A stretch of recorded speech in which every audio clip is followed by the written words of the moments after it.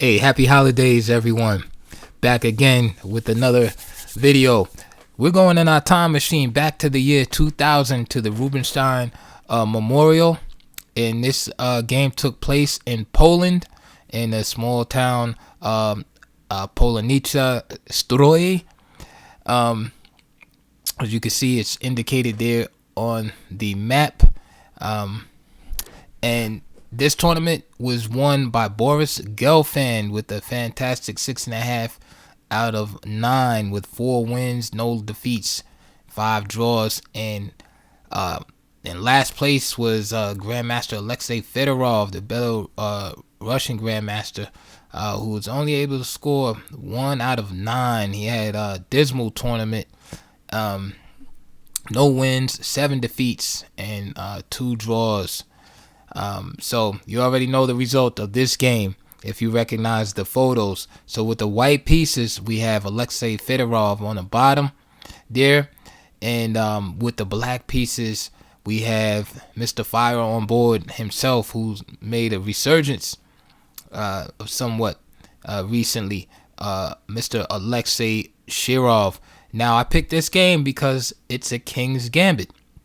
I saw the game the other day between Firouzja and Nepomniachtchi in the King's Gambit, and I saw how quickly Black lost, and I thought it would be cool to dig up a King's Gambit, and I chose a game with Alexei Fedorov because in my opinion, Alexei Fedorov is like the last of the great knights of the King's Gambit.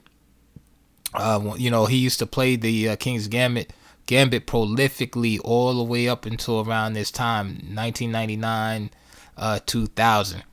Very aggressive player, and that definitely contributed to his dismal result in this tournament. Playing against these top-level grandmasters, it's hard to stow the kitchen sink every time and expect to win. But that's his style.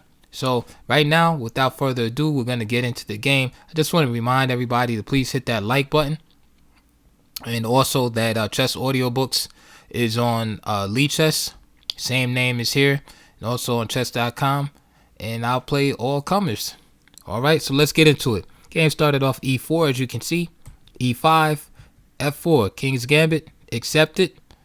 Knight F3, and now Shirov played the classical accepted variation with G5, H4, G4, Knight E5, main tabia, D6, and now Knight takes G4, and now Shirov opts for the line Knight F6. As you can see, the Knight on G4 is on prees to be captured, so therefore choice has to be made. Fedorov played Knight F2. The other choice, Knight F6. At this particular time, the game was played.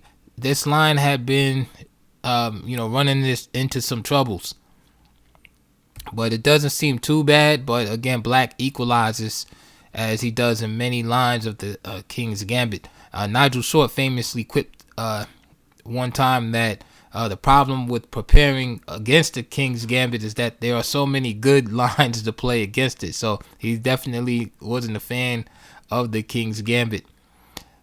So after Knight takes F6, check. Queen takes F6, Knight C3 with the idea, of course, D5, Knight D5 harassing the Queen. C6, Queen F3, Rook G8. The idea is Bishop G4. And then Rook G3 just harassing the Queen. So you can see the type of issues that Black can pose White in this type of position. Play can continue Queen F2 with this idea of playing D4 at some point. Bishop H6 reinforcing that pawn. F4, D3, and then Bishop G4. And you can see Black is developed fantastically. He's going to play Knight D7. Castle queenside, and just absolutely has no problems. Another thing I want to point out about D3 is look what happens to White's light square bishop on F1. So this is definitely not the type of King's Gambit that Morphy, and Shigorin and those guys had in mind when they used to play the King's Gambit. But hey, theory marches onward. So instead of knight f6, knight f2, right? Keeping the pieces on the board still and avoiding that type of position I just showed you.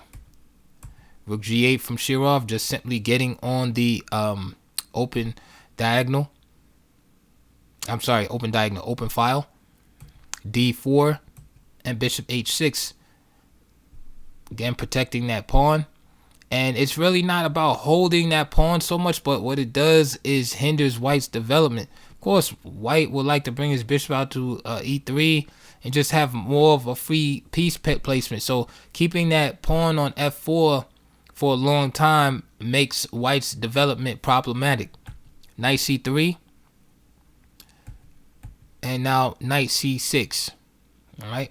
In another game, Fedorov played, his opponent had played queen e7 and then knight d3. And notice again with this attack from white on this pawn right here, right, with the knight and the bishop on c1, bishop g4, bishop e2, trade, knight c6, and then e5.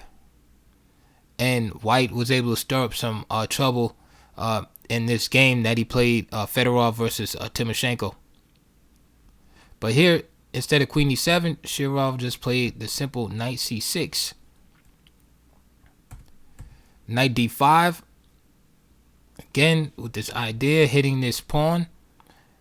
All right, and offering a trade of pieces. And this is an idea Fedorov would play often in his games, but it's probably not the best idea. And we'll go back later and look at alternatives. But knight takes d5 was played. E takes d5. And now queen e7 check, which was a novelty at the time. Okay. And Shirov must have looked at Fedorov's older game. And Fedorov had played a draw with a player named Pedersen. And Fedorov barely escaped with the draw. In that game, though, after this, black had played knight e7. All right. If knight b4, then just simply c4. Black had played knight e7 there, and then queen e2 pinning the knight. King f8. Game continued g4. If queen h5, knight f5 is very strong here. Let's say g4, check. Rook takes g4, fantastic move. Knight takes g4, knight g7, and you can see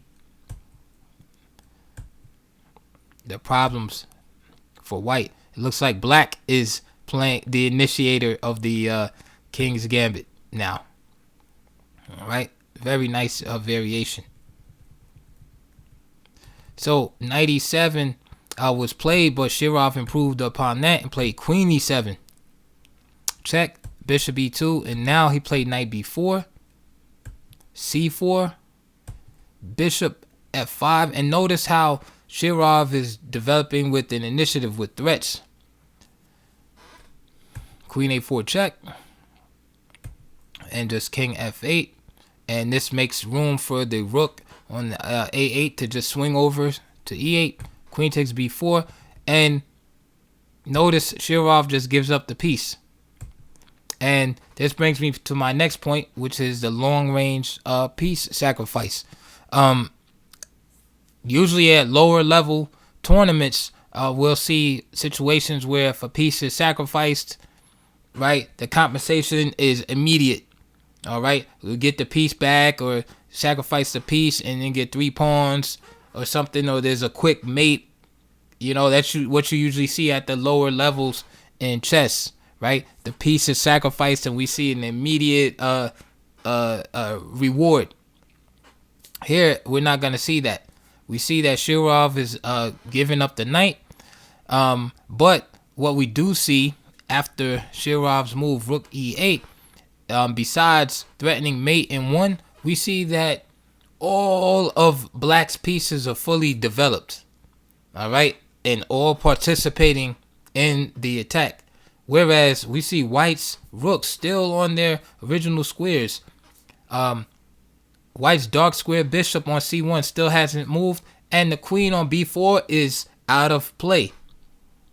The bishop on e2 is pinned, again mate is threatened, and the knight on f2 is a terrible piece, as it cannot really move anywhere of importance except to h3.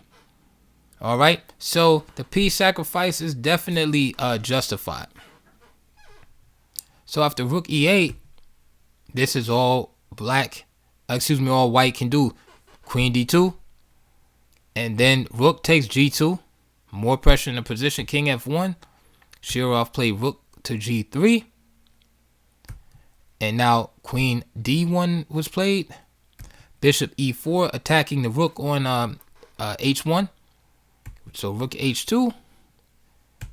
f5. Fedorov captured. Knight takes e4. F takes e4. But this undoubles the pawns. All right. Bishop g4. e3. All right. And now black has the threat of e2 in the air. Right. Not quite yet, but it's there. Fedorov plays bishop f3, trying to blockade the pawns. Now queen g7, threatening rook g1. Rook h1. And now, if you want, you could pause the video and try to find Shirov's move here. But what I want to tell you is notice that black did not get any immediate reward, at least materialistically, for the pawn. For the piece.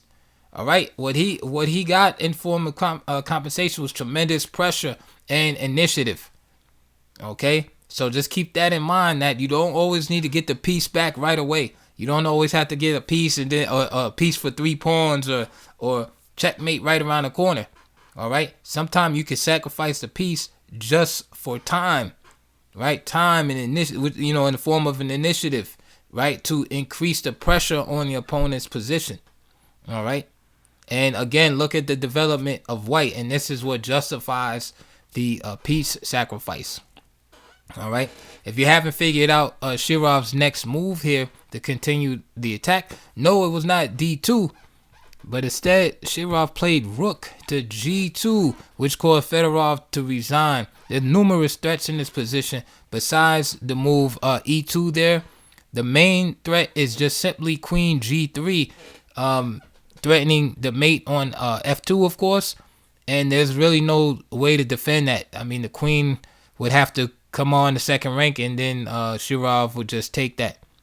All right. If he takes with the bishop, bishop takes g2, then just simply e2, because the bishop is no longer defending that d1 h5 diagonal. Queen takes, rook takes, and the game would be over. Of course, after king takes e2, queen takes, check, picking up the rook, or if bishop f3, just simply rook c2. Okay. So that also ended in 23 moves.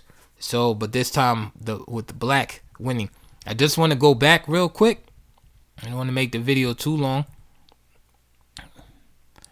Nice strong game by Shirov. Now, this idea, I said that Fedorov enjoyed. So the only improvement here, again, there's several moves that white can do here, but nothing is going to give him an advantage, so to speak. Black is very comfortable, has equality in this position, but there's several ideas. I'll go from I'll say the worst ideas to probably to the best. So knight d5 was played, so we're going to reject that idea. h5 is not idea. Often in these positions, black wants to play the maneuver knight h5 and then settle his knight on g3, as you can see highlighted in yellow. So h5 prevents that. Okay, so play could go queen e7 and let's say d5, for example. That's one idea. Again, black has an excellent position, right? Like I said, white is not better, so none of these moves are gonna turn the evaluation around. Another idea is a3, and your plan here is to play queen d3, and so you don't want to be harassed by the knight on c6 with say a move like knight b4. So a3, so play could go queen e7 for example, and now you can see queen d3 and how I've highlighted in yellow how the move a3 would prevent the knight from harassing the queen there. All right, because at the end of the day, white has to figure out how to develop his pieces. So the idea is queen d3, and then play a move like queen c4, and then maybe try to play bishop d2 or something, and castle queenside, to try to unravel the pieces. Rook g3, for example, queen c4, a6, bishop d2, and again, black, is still better here. All right. Another idea is knight e2, trying to put more pressure on the f pawn, right, to get that out of there. You would love to be able to trade. If you're white, you would love to be able to just play bishop f4 and capture that pawn. All right, so knight g4 is an excellent response to that, though. And the idea is if white just continues and plays bishop takes f4, then bishop takes f4, knight takes f4, knight takes e2. So now the king is drawn out onto a semi-open file. And then after queen f6, the knight is pinned and the pawn on d4 is attacked 2 times. So you can't protect the knight on f4 and prevent the loss of a pawn at the same time. So for example, if you try to play g3, then bishop g4 would be followed by, queen d2, and then just simply knight takes d4. If you try to kill 2 birds with 1 stone with king e3, so let's say getting out of the pin and protecting the pawn at the same time, that's just simply meant by rook g3, and then white is just lost. Okay. So in this line, white cannot take the pawn. So instead he has to play knight takes g4, rook takes g4. So now the pawn on f4 is double protected again by black, and black is threatening to win the h pawn. So h5, rook h4, check, and again black is better, right? Black always has the edge here, because even though white has nominal possession of the center, right? I'm not even gonna say possession, but occupancy of the center. His development is bad. His king side is weakened, and its piece placement is very awkward.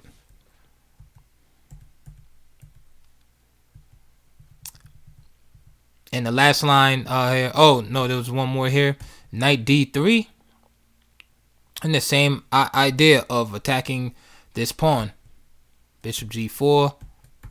And now at least you have 3 pieces on f4 pawn now. Right? It's a little better. You have the 2 knights and the bishop. So queen e7. Bishop takes, knight takes. And now queen takes e4. Queen d2. And this is probably the best line for black. I'm sorry, for white, as far as just, having equality here. And I still think black might be just a little bit better. But this is probably white's best chance for equal game. So that's not really saying too much about this particular opening for white. Yeah, he's like kind of being in a situation to grovel for equality. And last but not least is queen d3. Similar ideas. And remember I told you about the harassment of the knight b4. So there's a combination of ideas here. Queen d3, knight e2, trying to win f4. Queen e7, bishop takes. And this happened actually in a game between 2 players, Borg and Olsen.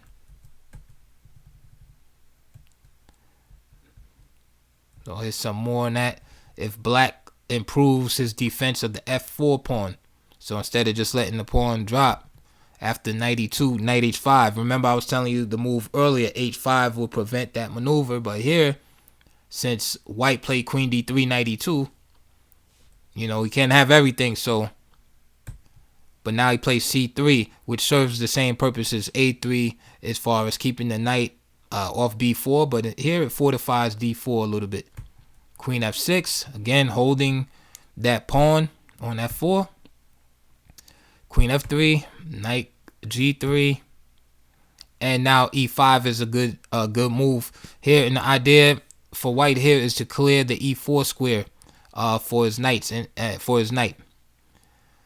Black has to be careful here, because if he just captures, then white can win exchange here. So if he captures, first he captures the knight. Notice, and sorry for all the arrows, but notice the black queen is pinned on f6.